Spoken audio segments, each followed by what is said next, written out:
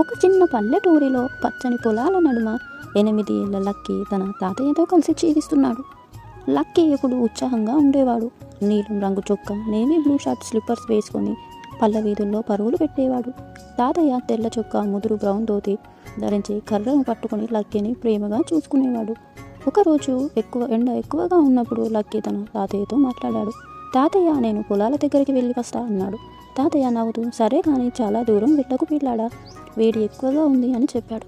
Lucky తాతయ్య మాట విని పొలాల వైపుగా వెళ్తాడు. పొలాల గుట్ట వెడుతూ లక్కీ ఒక విశిష్టమైన చెట్టును గమనించాడు. ఆ చెట్టు బంగారు రంగులో మెరిసిపోతూ అందమైన కాంతిని వెదజల్లుతూ కనిపించింది.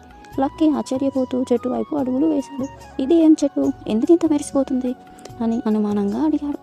ఆ సమయంలో ఆ చెట్టు నుంచి మాయమైన స్వరాలు వినిపించాయి. లక్కీ, నువ్వు ఎంతో ధైర్యవంతుడివి, నాకు నీ సహాయం అవసరమని చెట్టు చెప్పింది. లక్కీ ఆ మాటలు విని ఆశ్చర్యపోయాడు.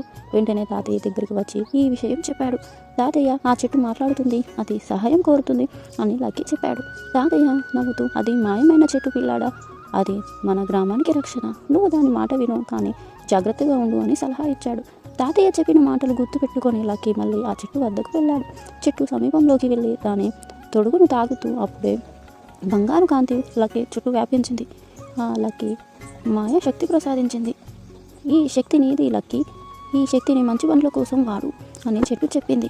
నాకు ధైర్యం వస్తుంది, నేను మా పల్లెను రక్షిస్తాను అని లక్కీ ఉత్సాహంగా ఉన్నాడు.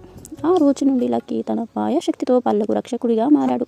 పల్లె ప్రజల సమస్యలు పరిష్కరించాడు. తాతయ్య అతనిపై గర్వంగా చూసి, నువ్వు మా గ్రామానికి గౌరవం తెచ్చారు పిల్లాడా అని చెప్పాడు. ఇది నా బాధ్యత తాతయ్య అని లక్కీ చెప్పాడు.